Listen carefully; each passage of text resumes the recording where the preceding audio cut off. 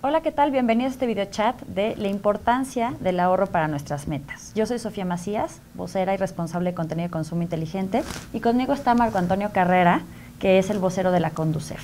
Sofía, buenas noches, ¿qué tal? Muy buenas noches. Pues bueno, hoy los invitamos a que sigan este video chat del que vamos a hablar de cómo pueden ustedes ahorrar para que pues, sus metas sean algo más fácil de alcanzar, para que se puedan prevenir de algunas pues imprevistos, de emergencias, y sobre todo para que de alguna manera el dinero nunca sea un obstáculo.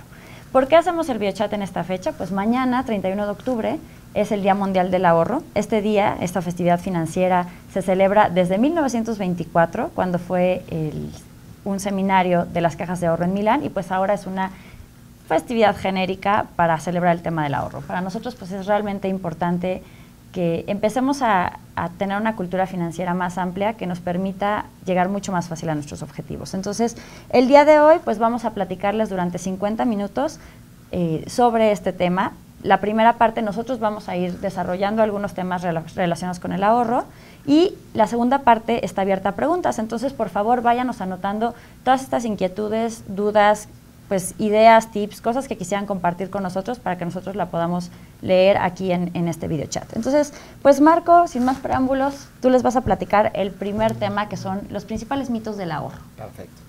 En cuanto a mitos del ahorro, muchas veces la gente piensa que por ganar determinada cantidad de dinero, que puede ser poca cantidad, la gente se siente imposibilitada de ahorrar, y eso es un mito. El ahorro es reservar una cantidad de dinero para un destino futuro. Más allá de que sea mucho o una gran cantidad de dinero, es reservar una cantidad para un fin o propósito a futuro. El tema fundamental en esto es que si la gente gana 10, muchas veces tiende a gastar 10, pero si gana 15, gana 15. Efectivamente, llegas a gastar, si ganas 15, hasta 20 en ese sentido, ¿no? Entonces, el tema principal es que nos enfrentemos a administrar adecuadamente el patrimonio y evitar estar viviendo con deudas. La idea es tener precisamente, no porque sea marca de ustedes un consumo inteligente, pero que sí efectivamente vivamos con esa práctica, con esa costumbre de poder adentrarnos en el manejo de nuestro patrimonio para poder lograr un tema de ahorro.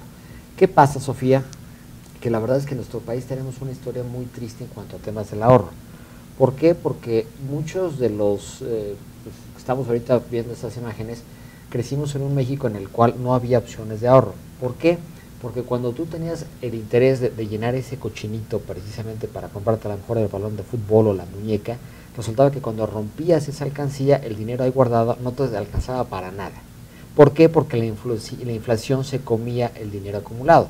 Claro, entonces, de repente en los 80s había inflaciones de 2 dígitos y definitivamente y demás, sí, ¿no? las hiperinflaciones. Sí. Esas hiperinflaciones se comieron precisamente la ilusión de aquellos niños, ahora padres, o muchos de los que estamos viendo ahorita estos videos. Entonces, sí es importante que nosotros podamos ir marcando esta diferencia en la sociedad mexicana, de que ahora podemos empezar a ahorrar.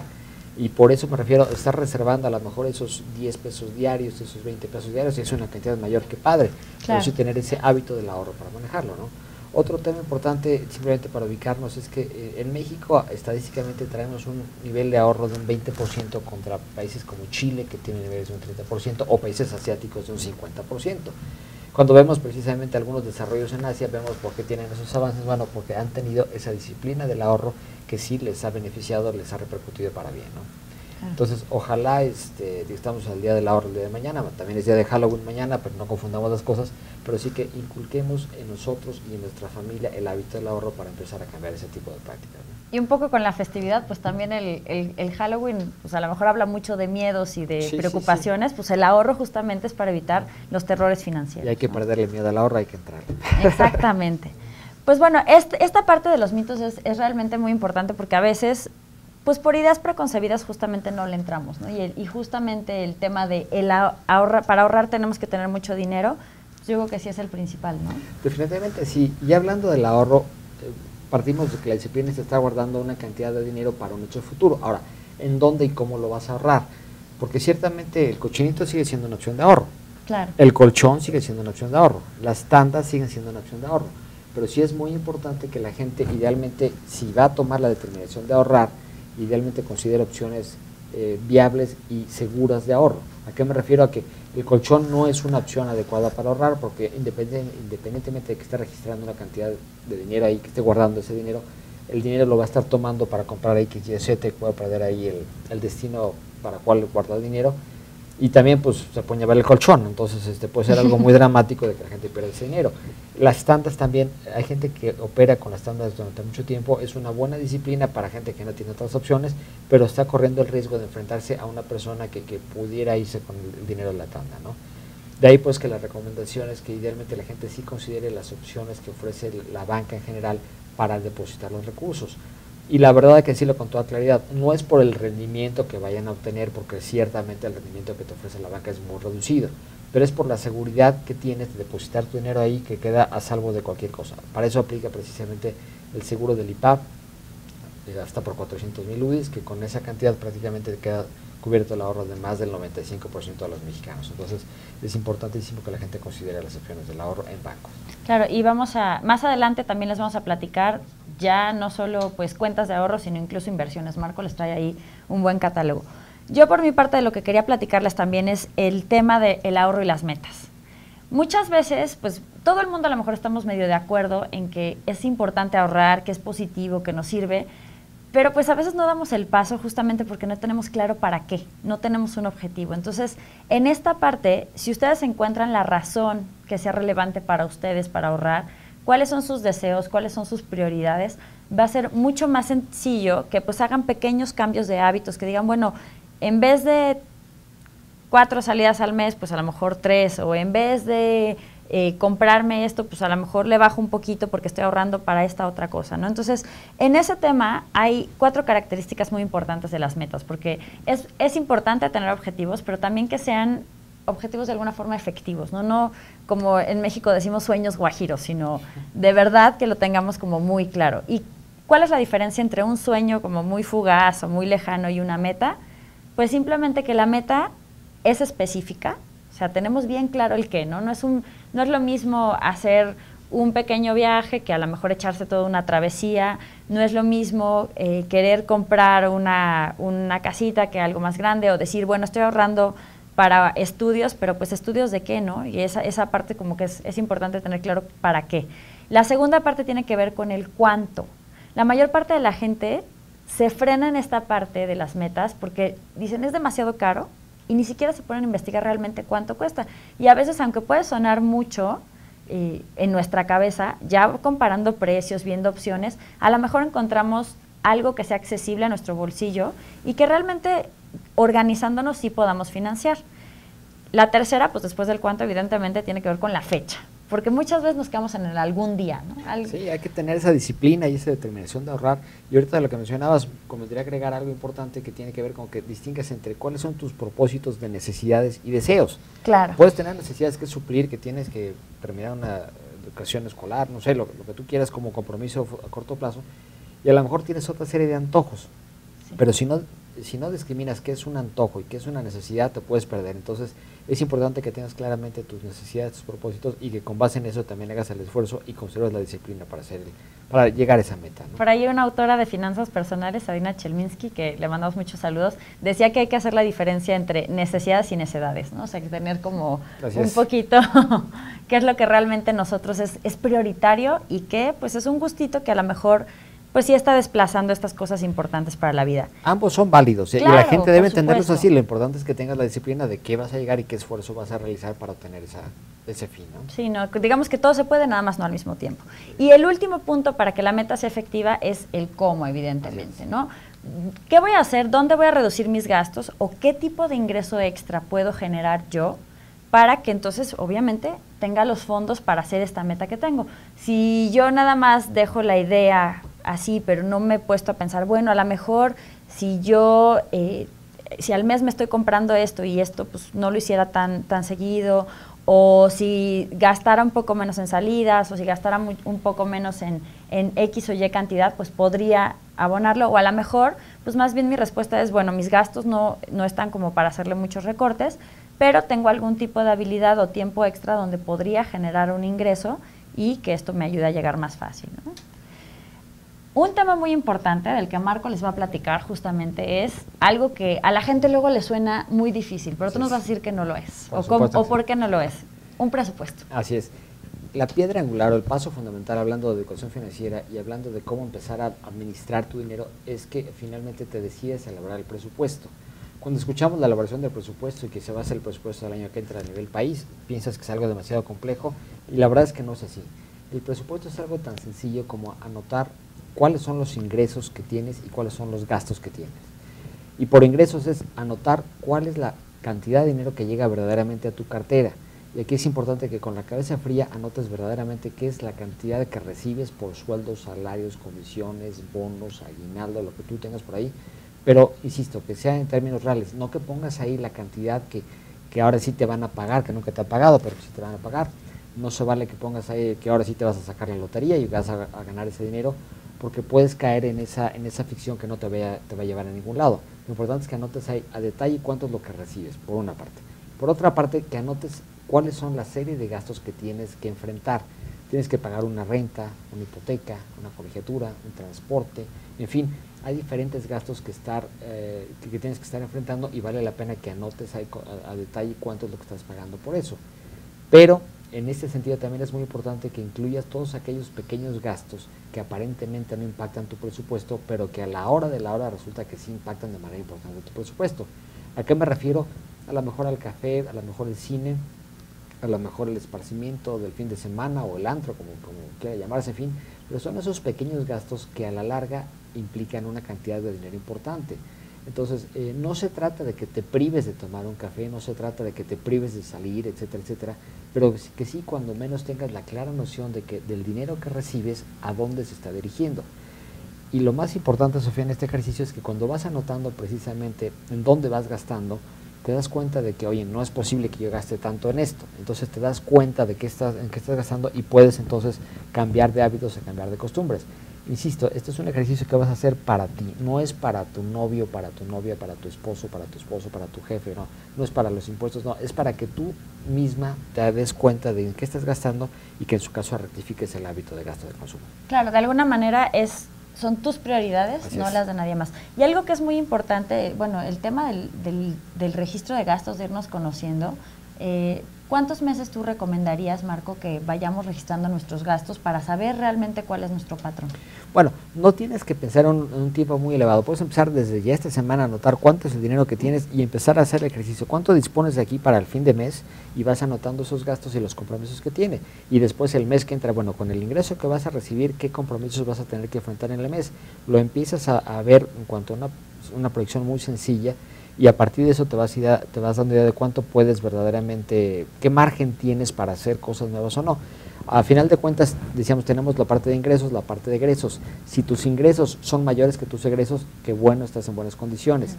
Hay gente que los ingresos son iguales a los egresos, está tablas, pero tristemente, Sofía, hay gente que gasta más de lo que tiene. Esto es que se la pasa con deudas. Ya sabemos la historia, anda pidiendo por aquí, por allá y a lo mejor debe una cantidad pequeña al principio, pero queriendo subsanar esa situación empieza a pedir dinero para cubrir esa parte y al rato lo que era una cantidad de deuda pequeña, al rato es más grande y más grande y más grande y luego es una bola de nieve y tristemente hay muchas historias lamentables de gente que en esa circunstancia ha perdido la referencia y se ha metido en problemas importantes en el manejo de su deuda, en buena medida por esa falta de disciplina y de orientación para un manejo adecuado de sus pagos. Claro, había una estadística muy interesante justamente que ustedes sacaron en la Semana Nacional de Educación Financiera, que 43% de las personas del estudio que la Conducef realizó gastan más de lo que ganan, ¿no? Entonces ahí estamos en un desequilibrio, tenemos que usar el crédito siempre de manera responsable y siempre hacer cuentas antes de cualquier cosa que queramos adquirir para que pues, sea una herramienta a nuestro favor, ¿no? Esta es una parte importante. Definitivamente sí, también ahora que mencionas este tipo de cifras, en esa semana alguna persona me comentaba que tenía muchos problemas con su tarjeta de crédito porque había comprado comida con la tarjeta de crédito y ahora debía mucho dinero en la tarjeta de crédito. El problema no era la tarjeta, el problema es que no tenía el dinero para comprar la comida que necesitaba y ante esa situación buscó una solución temporal apoyándose en la tarjeta y entonces sí, la tarjeta le sirvió de un mejoralito momentáneo, pero realmente le ocasionó un problema mayor porque al poco tiempo la gente seguía teniendo el problema de la falta de dinero suficiente más la deuda que había contraído. Entonces sí hay que saber entender cuál es el origen de los problemas y con base en eso enfrentarlos. Y para ello te digo, el presupuesto de entrada te dice que si el dinero que recibes te alcanza o no para tus necesidades, y si no, pues empiezas a revisar tus necesidades, a ver qué eliminas de consumos, de gastos, de preferencias, o bien cómo puedes buscar incrementar tus ingresos. Claro. Ahí en Twitter ahora nos estaba mandando saludos Lía. Ella está tomando el diplomado de la Conducef, de ahorro y de educación financiera. Entonces, pues bueno, entre más nosotros nos ocupemos de temas de educación financiera, pues vamos a tener más herramientas para poder hacer frente a esto. También, si ustedes tienen dudas adicionales, nosotros en Consumo Inteligente, que es www.consumointeligente.org, ahí ustedes pueden mandarnos sus consultas. También tenemos podcast, incluso ustedes nos han hecho el favor de estar con nosotros en varias ocasiones, y ahí podemos recibir todas las dudas para darle mayor información. Ahora, pues a mí me toca hablar de las ideas de ahorro, ¿no? Ya llevamos un buen rato platicando de este tema de pues la importancia que claramente para todos tiene. Y pues como por dónde podemos empezar, ¿no? Como Marco comentó, pues están los famosos gastos hormiga.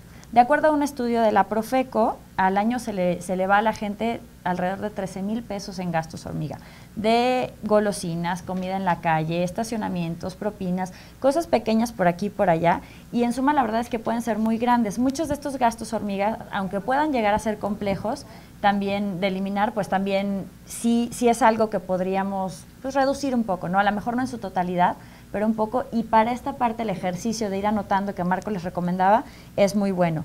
Otra forma de ahorrar es pues reducir y espaciar nuestros consumos. En algunos casos pues no es que eliminemos de tajo un gasto, pero a lo mejor podemos ir haciéndolo más pequeño, ¿no? A lo mejor no es que nunca vayamos a salir a hacer cosas de entretenimiento, pero en vez de hacerlo todo el año, pues, o todos los fines de semana, tratar de hacerlo con menos frecuencia.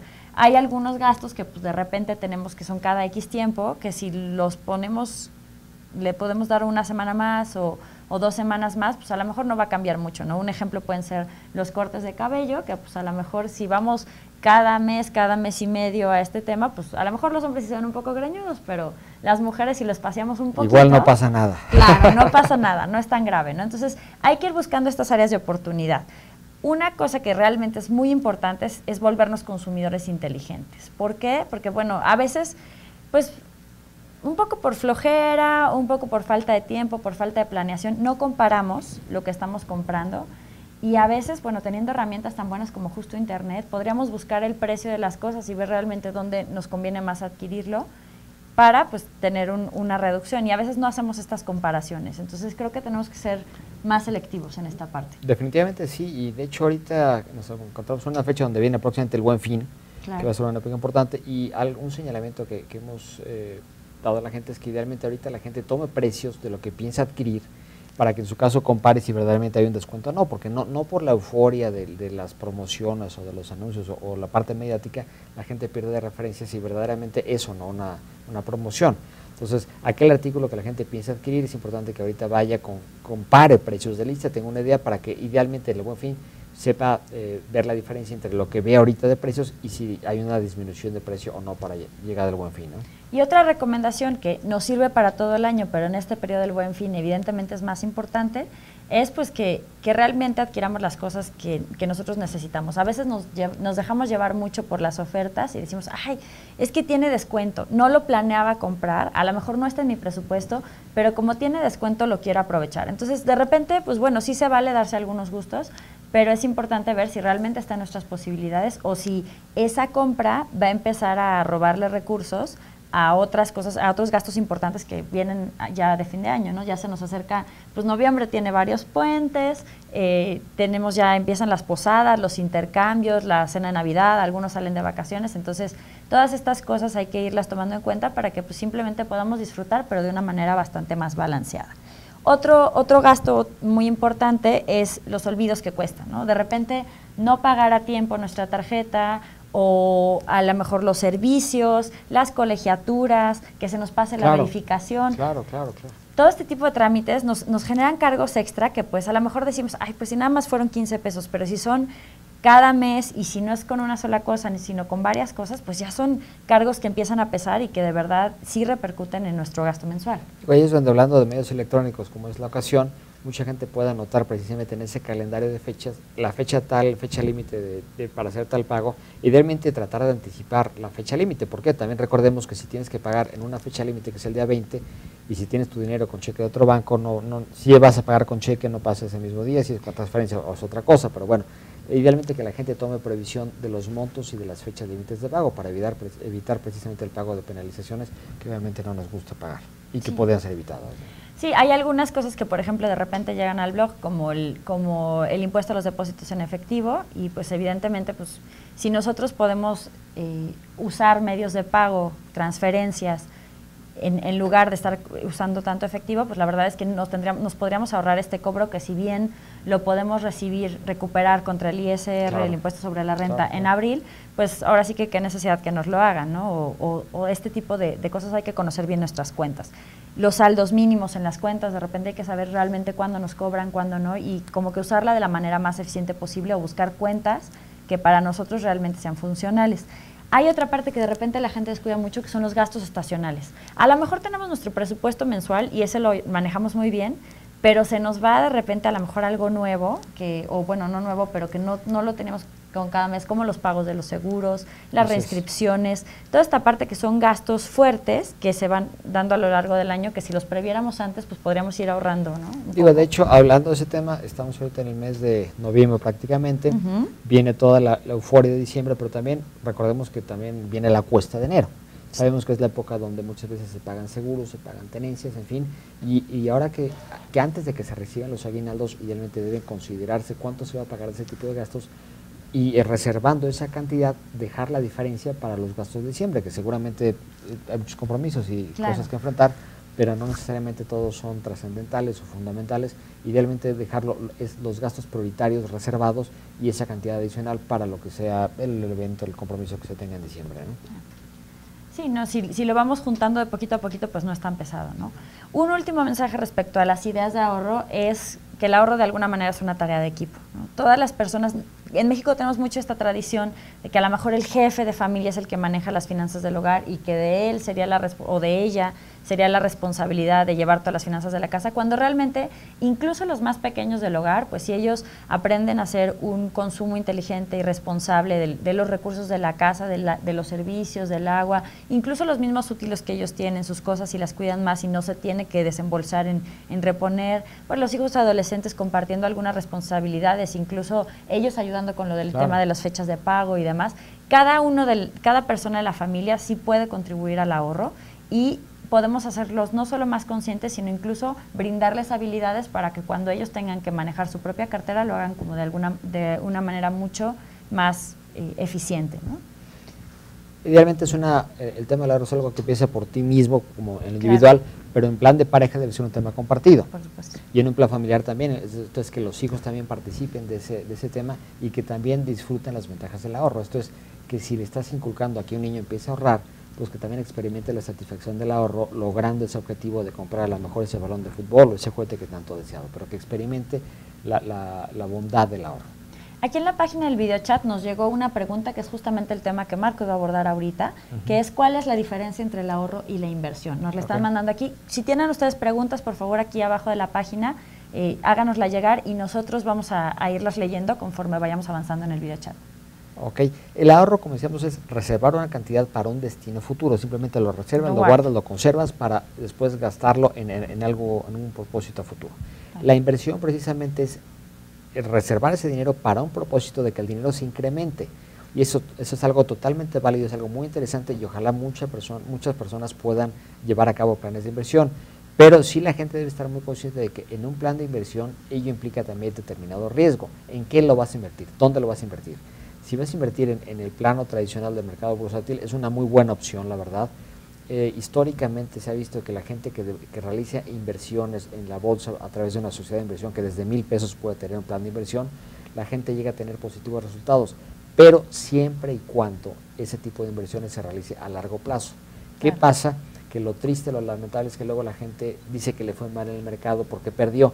Si tú metes un dinero al mercado de valores con la contingencia de que tienes que retirarlo en 6 meses, te puede tocar que el mercado de valores esté a la alza o a la baja. Si te toca a la baja, materializas la pérdida y entonces ya perdiste. Si es un dinero que no necesitas, que no tiene un uso específico y que estás destinado a invertirlo para obtener la mayor ganancia, lo dejas ahí y simplemente cuando sientas tú que has ganado lo suficiente, entonces lo retiras. Obviamente hay que tener los canales adecuados para ese tipo de inversiones, esto es operar con una sociedad de inversión debidamente acreditada En Conducef tenemos información respecto de cuáles son estas sociedades de inversión para que la gente tenga esa confianza de acercarse a ellas y realizar inversiones. En un plano de inversión, tú estás depositando ese dinero para un compromiso a futuro y ahí no aplica el seguro del IPAB, ahí no aplica ese tipo de seguros. Si hay cierto riesgo que dependerá de cómo lo manejas y cómo lo inviertes. Si vas a empezar un negocio, también es un plan de inversión que dependerá de cómo te las ingenies precisamente para llevar a cabo ese plan de inversión. Puede ser que tengas éxito o no tengas éxito. Dependerá qué tan buena sea tu idea, qué tan eficiente sea tu proyecto. Claro, de alguna manera lo más importante cuando nosotros estamos decidiendo una opción de inversión es tener clara nuestra meta, ¿no? Nosotros, este dinero, que es un poco está muy relacionado con el tema de riesgo que Marco ya les platicaba, pues nosotros tenemos que tener claro este dinero, para qué periodo lo queremos usar, cuánto tiempo realmente lo podemos poner a trabajar, porque pues si hay una norma, nosotros entre menos tiempo tengamos para invertir un recurso, pues menos es el riesgo que podemos tomar, porque si en ese periodo cortito pudiera tener una variación fuerte, como el ejemplo que Marco mencionaba de la bolsa, pues evidentemente nosotros sería una gran complicación. En cambio, si es muy largo este periodo, a lo mejor yo estoy empezando a invertir y este dinero lo estoy pensando usar hasta mi retiro, pues bueno, ahí sí debería de poder asumir un poco más de riesgo para que entonces tenga ganancias mayores, pero pues evidentemente lo voy a dejar trabajando mucho más años, ¿no? Entonces, siempre tener clara la meta, el tiempo y también un poco la experiencia del inversionista es importante, ¿no, Marco? Por supuesto que sí, y también es importante la experiencia del inversionista, y también la gente debe saber que no se debe dejar llevar por ideas demasiado atrevidas, demasiado atractivas. Hay gente que se deslumbra ante determinados rendimientos, vas a ganar tanto dinero en 2 meses. Oye, la gente sueña con ese tipo de cifras y muchas veces es que la gente se está metiendo a un fraude y al rato la van a llevar al baile. Los gringos dicen que no hay lunch gratis por ahí, sí. Pero la gente debe estar muy consciente de que no hay ese tipo de negocios que como en un microondas se generen rápidamente. Hay que trabajar, hay que pensar, hay que planear. El esfuerzo obviamente cuesta y el esfuerzo también reditúa en ventajas para la gente, pero entonces a lo que voy es que la gente no debe dejarse llevar por las ideas aparentemente demasiado fáciles o atractivas. Hemos visto también algunas alternativas por ahí, cambiando un poco de tema, el problema de las cajas de ahorro, por ejemplo, donde hay gente en las comunidades rurales, en Michoacán, en Oaxaca, en Chiapas, en fin, que la gente llega a ofrecerles rendimientos elevados y entonces la gente se encandila, deposita su dinero en ese tipo de cajas que le ofrecieron rendimientos muy elevados y pudieran estar siendo defraudadas. Hay muchas cajas de ahorro que ya están reguladas, pero hay muchas otras que no lo están, entonces la gente debe saber dónde sí invertir su dinero y dónde no depositarlo. Y para eso la verdad es que la Conducef puede ser una gran herramienta, porque adentro de Conducef tienen el CIPRES, que es un sistema que es como una especie de directorio de las instituciones financieras que sí están reguladas, que sí cumplen con los lineamientos y que en caso de que ustedes llegaran a tener cualquier tipo de problema, podrían acudir a la Conducef porque pues ellos son realmente quien los respalda. Cuando ustedes están invirtiendo en una empresa que no es una institución financiera regulada, pues si ustedes llegan a tener un problema, la única instancia que le quedan son los tribunales, no es la Conducef. Entonces es muy importante buscar instituciones financieras reguladas. En el caso de cajas de ahorro, en la página internet de la Conducef ustedes tienen un listado de las que están reguladas, ¿cierto? Así es, hay un listado en la página de Conducef y también un listado en la página de la Comisión Nacional Bancaria y de Valores, donde aparece el detalle de cuáles ya están en un esquema de supervisión y cuáles están en proceso de ser supervisadas. Ahorita en México, en la agenda financiera, entre los temas que aparecen en la agenda financiera, hay un plazo para el mes de diciembre de 2012, donde deba idealmente definirse cuáles son las cajas que ya pasaron ese proceso y cuáles estarían en trámite de lograr autorización. Claro, y por supuesto un poco de sospecha, si es demasiado bueno para ser verdad, normalmente sí es demasiado, ¿no? Entonces, comparar alternativas de mercado que se parezcan, pues demasiado bello para ser verdad. Demasiado bello para ver, sí. Si estamos viendo a lo mejor un pagaré bancario que está dando el triple que otros pagarés, pues ver si realmente es un banco o no es un banco. Si vemos una inversión, están muy de moda de repente las inversiones en divisas o este tipo de cosas, pues realmente ver a través de quién se está haciendo y de dónde salen estos rendimientos. Nosotros tener como esta duda razonable de, a ver, y explíqueme un poquito más. Como clientes tenemos que ser bastante más exigentes en esta parte para que realmente nuestro dinero esté seguro. Pues nos cuesta mucho trabajo ganarlo, pues que por lo menos cuando lo metamos a producir no tengamos un riesgo que no tenga que ver con el mercado, sino que tenga que ver con con que no escogimos adecuadamente, ¿no? Nos pedían algunas opciones en México. ¿Nos podrías contar de algunas opciones tanto bancarias como en otro tipo de instituciones, como o por ejemplo el caso de CETES Directo? ¿Nos podrías ir contando un poco más? Claro, en cuanto a planes de ahorro, bueno, hablamos de la opción tradicional de depositar dinero en el banco, que es un plan de ahorro. Recordemos que tiene el seguro del IPAP y con eso queda seguro el dinero. Ahora, si quieres obtener un mayor rendimiento bajo un contexto de seguridad, también tienes la opción de las AFORES. Mucha de la gente que nos escucha y tiene una cuenta de ahorro para el retiro, que la administra alguna de las AFORES, es importante que la gente considere que puede realizar aportaciones voluntarias a su cuenta de ahorro para el retiro, y simplemente por hablar un poco de cifras, llama la atención los rendimientos que se pueden llegar a ofrecer, porque hay AFORES que a través de su CIFORE te ofrecen rendimientos superiores a un 10, a veces hasta un 13%. Entonces, un 13% no es nada despreciable hablando de planes de inversión. Ahí es un ahorro con un marco de seguridad que se podría ser una opción muy, muy recomendable.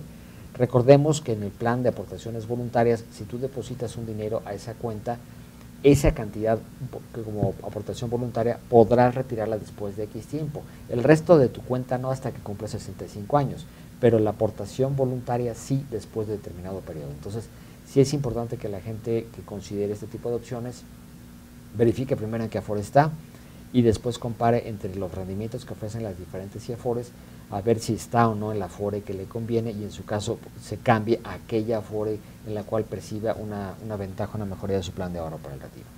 Algo que es muy interesante, bueno, si no es ahorro que se dedique específicamente para el retiro, en las Afores tenemos la opción de retirar entre 2 y 6 meses, dependiendo de la mecánica de la Afore.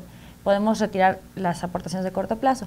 Pero bueno, si bien tenemos disponibilidad, las Afores por su naturaleza son instrumentos de inversión de largo plazo, entonces lo ideal sería que nosotros dejáramos trabajar el dinero por lo menos 3 años. Este 13% de alguna forma no es un rendimiento garantizado, es el rendimiento histórico que han tenido, y los rendimientos pasados no garantizan rendimientos futuros, pero sí quiere decir que a largo plazo va a ser una opción que si dejamos el dinero varios años pueda tener rendimientos interesantes, ¿no? Bien como mencionaba Marco. Así es, y digo, el tema es que a lo mejor tienes una cuenta ahí que por falta de atención la tienes en una opción, en una Afore donde no te genera un rendimiento mayor y simplemente ahí estás perdiendo. Entonces vale la pena que idealmente elijas aquella opción que te dé la mejor alternativa en cuanto a rendimiento.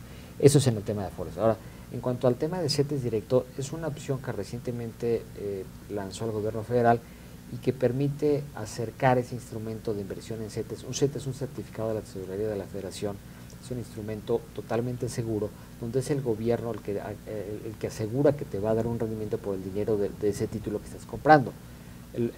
A través del programa CETES Directo se permite que la gente desde la página de internet pueda comprar CETES desde 100 pesos y realizar inversiones desde esa cantidad. Recientemente también se lanzó el programa de CETES Directo para niños, que hace lo mismo, de que un niño a través de su padre o tutor pueda realizar ese tipo de inversiones, y simplemente invitamos a que la gente considere esa alternativa. Repito, desde 100 pesos la gente puede empezar a estar ahorrando una cantidad de dinero para que idealmente en el largo plazo pueda ver cómo crece, cómo se incrementa esa cantidad.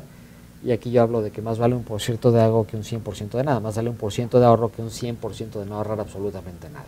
Entonces, ojalá la gente que nos está viendo pues considere esa alternativa, se mete a la página www.cetesdirecto.com y que idealmente pueda, si le interesa por supuesto, pues realizar ese tipo de inversiones, repito, desde 100 pesos, que a lo mejor dejas de comprar algunos refrescos, algunos cafés, y ya tienes esa cantidad para empezar a tener esa experiencia del ahorro. Claro, y en esta parte de CETES Directo estamos hablando de un rendimiento garantizado, ¿cierto? Así o sea, es. Tienes una tasa al final, es un instrumento de renta fija. Dentro de los instrumentos de renta fija, que también tendrían esta característica, están también los pagares bancarios. Así Ahí es. ese cómo funciona, Marco. El pagaré bancario, te acercas directamente con alguno de los diferentes bancos y tú estableces el depósito con ese banco, y el banco te emite un pagaré donde cual se compromete a pagar el dinero que depositaste más un determinado rendimiento. Aquí llega a haber diferentes plazos de los pagarés, y también la tasa de rendimiento que te ofrecen depende de banco a banco. Hay bancos más ávidos de captar dinero de la gente y por eso te ofrecen un mayor rendimiento. Hay bancos que no están tan interesados en captar tu dinero y por eso te ofrecen un menor rendimiento. Pero precisamente puedes consultar las diferentes tasas de interés que te ofrecen los diferentes bancos y a partir de ello elegir en cuál de ellos te decides por entrar o por invertir, ¿no? Y justo ustedes tienen un simulador de ahorro e inversión, ¿verdad? Así es, tenemos el simulador de ahorro e inversión en la página de Conducef, www.conducef.gov.mx. De ahí la gente puede precisamente hacer un ejercicio de cuál sería el rendimiento, los productos a los cuales podrá tener acceso para realizar inversiones.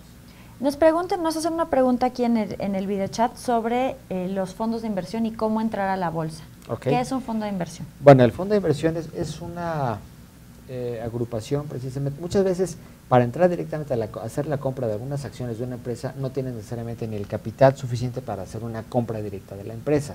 El fondo de inversión lo que hace es crear un portafolio, crear un grupo de diferentes empresas, y entonces tú adquieres papel de ese fondo con el cual estás adquiriendo una proporción de acciones de diferentes empresas. Y entonces desde 1,000 pesos a través de las sociedades de inversión puedes comprar precisamente acceso a ese fondo de inversión para precisamente tener participación accionaria en ese grupo de empresas que el fondo te ofrezca. Es importante que en ese caso elijas cuál es el grupo de empresas en el que participas, para que idealmente tengas conocimiento de si es una empresa de un giro que te guste, pues que estés al tanto de cuál es la evolución que está teniendo ese sector. En México, por ejemplo, el sector automotriz está creciendo de manera importante, y así puede haber otros sectores no tan competitivos, pero bueno, que sepas en qué sector sí te conviene, sí vale la pena que estés participando y en cuál definitivamente no. Para ello existe lo que se llama el prospecto informativo del fondo. Sí, es importante que leerlo. Es un folleto donde se describe precisamente cuál es el perfil de ese fondo, cuál es la expectativa que se tiene de inversión de ese fondo, cuál es el costo y obviamente las empresas que ahí participan, y a partir de ello idealmente tú eliges o no participar en ese fondo. Lo ideal es que antes de que realices inversiones tengas los diferentes prospectos en la mesa, los analices, los leas, Sofía, porque es el gran problema que sí. no nos gusta leer, pero luego no nos culpemos de que no tenemos las ventajas importantes. Hay que leer esa información, hay que analizarla, hay que preguntar, y a partir de tomar las decisiones de en qué fondo nos conviene participar y manejarlo. Y también no nos espantemos, hablando de fondos de inversiones, no requieres tener una gran cantidad de dinero para poder participar en esos fondos. A lo mejor desde 1,000 pesos, sino a lo mejor desde 1,000 pesos puedes tener participación en algún fondo, y vale la pena que consideres en cuál de ellos pudieras participar. Sí, algo que es muy importante es que por ley todas las sociedades de inversión tienen la obligación de hacer un perfil del inversionista, ¿no? Les tienen que preguntar un poco acerca de sus metas, su experiencia, si quieren una inversión más conservadora, más moderada o más agresiva. Y pues es importante que si ustedes van a contratar una inversión, primero pasen por este tipo de test, ¿no? Si no se los hicieron al principio, pues sería importante que ustedes contacten a su ejecutivo de cuenta, pero que realmente la inversión esté adecuada tanto para sus metas como para la experiencia que tienen y pues su tolerancia al riesgo, ¿no? Que si realmente a mí me va a preocupar mucho ver pérdidas, pues a lo mejor aunque no tenga los grandes rendimientos es mejor irme a algo más conservador, y por el contrario, si yo ya tengo experiencia y sé cómo funciona, pues un poquito más adelante. Por supuesto. ¿Hay alguna alternativa de inversión que te gustaría agregar para las personas que nos están preguntando? Mira, la verdad es que la recomendación principal sería que acudiesen con una casa de bolsa certificada, una sociedad de inversión totalmente autorizada para ello. Repito, pueden consultar a la Conducef para saber con quién van a operar. Lo que no se recomienda es, repito, que vayan con alguien que se dice ser ejecutivo de una casa de bolsa, o un promotor que dice que es independiente, ¿no? Y que a lo mejor no tiene los papeles para ello, pero que sí pudiera estar recibiendo depósitos de la gente. Entonces hay que tener ese tipo de cautela, de cuidado, pero una vez certificando con quién vas a operar, vale la pena entonces que te metas al simulador, que veas opciones, que veas los periódicos, que veas las páginas de internet y que tomes la decisión que a ti te convenga, no necesariamente la que te recomendaron o la que te dijo el vecino que era la buena, porque las necesidades del vecino no son las tuyas. Claro. Entonces es importante que realmente con la información que ya existe a tu disposición, tomes tú la decisión que más te convenga. Acá hay más preguntas que nos llegaron. Muchas gracias para los que están participando en este video chat. Y la primera es, ¿cuál es el porcentaje ideal que deberíamos ahorrar al mes? Ahora me dirás tu opinión, Marco, pero bueno, en la teoría clásica, pues evidentemente este libro del hombre más rico de Babilonia dice que deberíamos de guardar el 10% de nuestros ingresos. Pero pues la postura de consumo inteligente es que más allá del porcentaje, lo que es importante es empezar hoy. A lo mejor hoy no tienes una cantidad muy grande para ahorrar, pero si lo vas haciendo con constancia, se va a ir haciendo un montoncito, y sobre todo, lo más difícil es hacer el hábito.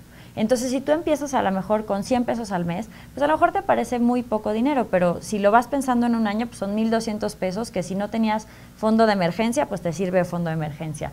Si a lo mejor planeabas hacer un viaje a algún lado, pues a lo mejor te sirve para pagar parte de los boletos o o los gastos que vas a tener en ese momento, incluso pues para los que son más jóvenes, pues hasta para un boleto, para un concierto, ¿no? Entonces este tipo de cosas, ir haciéndolo desde ahora, desde esta semana, decir, bueno, yo ya empiezo y todas las semanas voy a ahorrar tanto, y ser constantes es lo que realmente nos va a ayudar mucho más allá del porcentaje. Definitivamente esa meta del 10% es algo idóneo, ojalá todos pudiéramos llegar a esa cantidad, o si es una cantidad mayor, perfecto. Pero como dice Sofía, ir empezando poco a poco desde ya, tomar la determinación desde esos 10 o 20 pesos al día para ir acumulando como meta ese ahorro del 10% mensual. Otra pregunta que nos hacen es, ¿qué recomendación podemos hacer para ahorrar cuando estás iniciando tu vida como emprendedor? Bueno, ahí aplica el mismo criterio. Como emprendedor obviamente tiene compromisos que enfrentar por todo lo que estás realizando, pero es importante que dentro de ese listado de gastos o de erogaciones que tienes que hacer, idealmente reserves a lo mejor, no un 10 por lo mismo, pero a lo mejor un 4, un 5% de plan de ahorro, porque también una actividad emprendedora te puede generar sorpresas hacia adelante, y en esas sorpresas el hecho de que cuentes con un ahorro puede serte de gran utilidad. Claro, en el tema creo que si de por sí todo el mundo deberíamos de tener un fondo de emergencias, pues los emprendedores con más razón, ¿no? Por supuesto. A veces de repente hay temas que cuando siempre hemos sido asalariados y no hemos trabajado por nuestra cuenta, no tenemos tan claros cómo, pues bueno, por un lado no vas a tener un salario que llegue periódicamente, a lo mejor habrá meses en los que tengas mucho más ingresos y meses en los que menos, entonces ahí lo que sería muy recomendable es que no solo hagan un presupuesto, sino que incluso hagan un flujo de efectivo, es decir, poner mes por mes cuánto entra y cuánto sale, ir viendo las cantidades para detectar cuáles son estos meses en los que yo puedo tener gastos más fuertes y no tantos ingresos, y entonces los meses anteriores ir haciendo mi pequeña reserva para que, pues evidentemente si hay algún problema, pues lo pueda enfrentar, ¿no? Algo que sí quisiera insistir que señala en este tema es que es importantísimo que como emprendedor o como pequeño empresario, más allá de las fluctuaciones del negocio, tú te destines cuál es el salario que vas a tener. Si en un mes tienes elevados ingresos, qué maravilla, pero de esos ingresos, tu salario para ti es tal cantidad. Y el resto, pues para completar en otros meses, ¿no? Sí, por eso, pero lo que no se vale es que de un negocio todo lo que entre lo gastes, porque entonces eso va a ser el motivo por el cual tu negocio a los 3 meses truene. No nos vayamos lejos. La vida media de las pequeñas empresas es de menos de 6 meses, precisamente mucho tiene que ver con esa falta de disciplina en el manejo administrativo de las personas. Un salón de belleza, una tlapalería, una ferretería tiene una tasa de retorno. No se vale, no puede haber manera de que de ese salón de belleza saques para la comida, para la ropa, para la casa, para la fiesta, para el bautizo, o sea, no se puede. Hay mucha gente que así lo hace. Entonces, obviamente es gente que está tronando al negocio. Hablé de un salón de belleza, pero igual es un despacho de consultoría, es una fábrica, es un torno, lo que sea, en fin. Pero es importantísimo que definas cuál es la capacidad de generación de la que podrás disponer. Sí, algo que llega a suceder mucho también, sobre todo para la gente que es autoempleado, es que pues a veces no tomamos en cuenta los periodos de pago. Y muchas empresas sí llegan a tener estas políticas de pagos a 30, 90 o 60 días.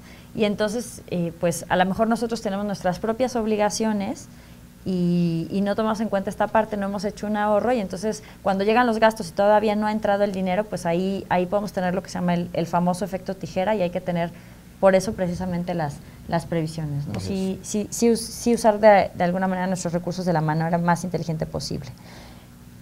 Nos están preguntando una duda relacionada con crédito, Marco, a ver si nos puedes ayudar con ella, es ¿qué pasa si no pagan su tarjeta de crédito y si pueden llevarlos a la cárcel?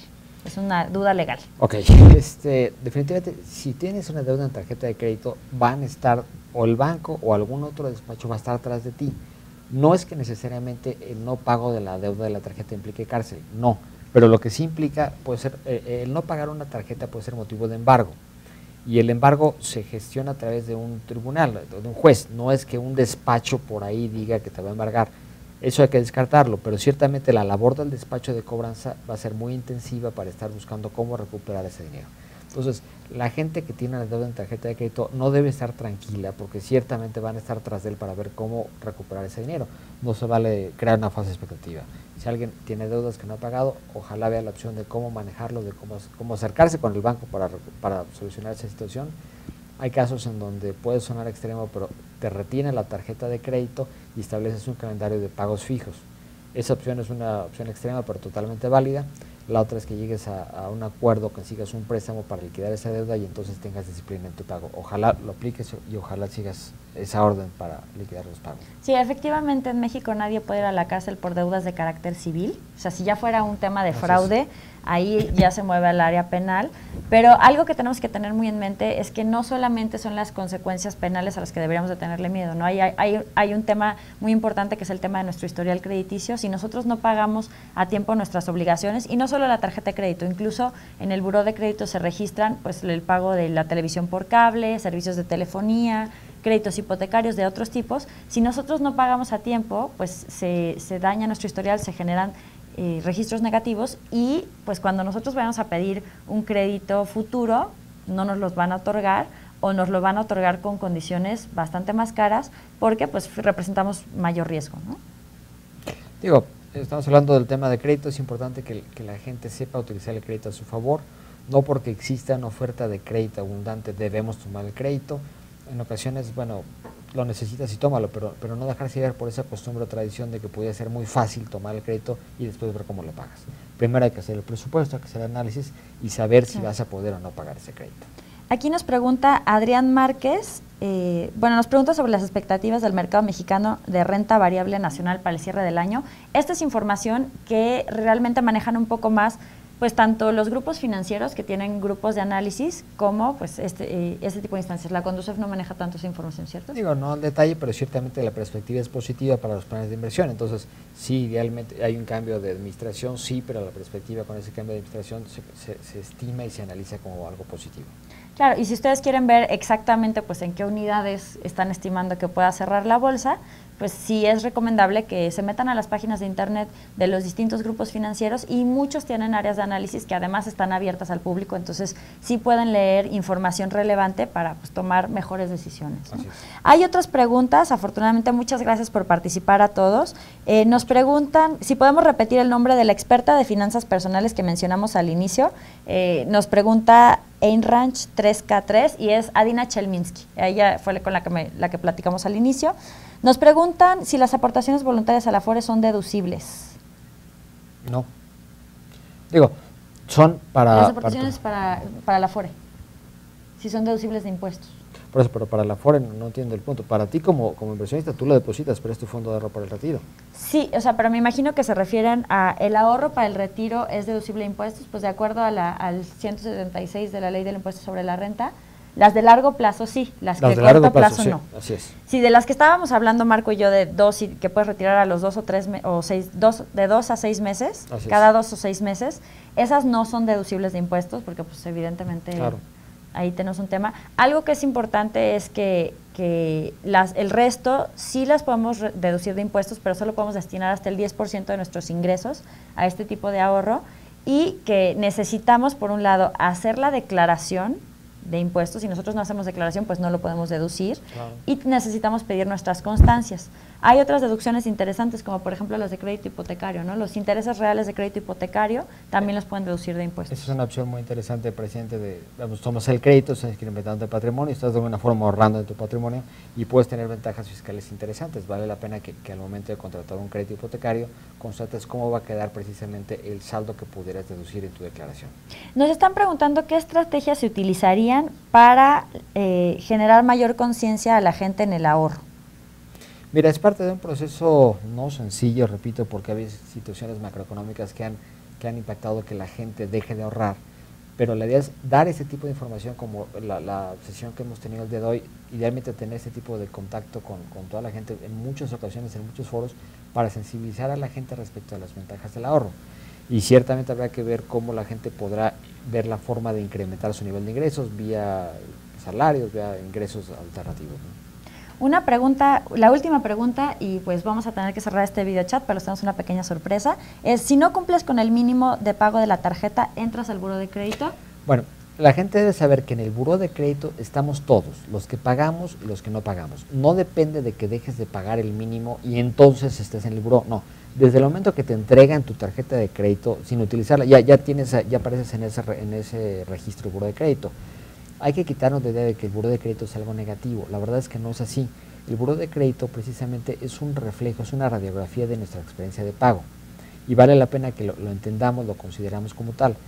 El Buró de Crédito es una sociedad de información crediticia. En México hay dos sociedades de información crediticia, una es Buró de Crédito y otra es Círculo de Crédito. Las dos hacen prácticamente lo mismo, la de más antigüedad es Buró de Crédito y por eso tiene mayor número de gente.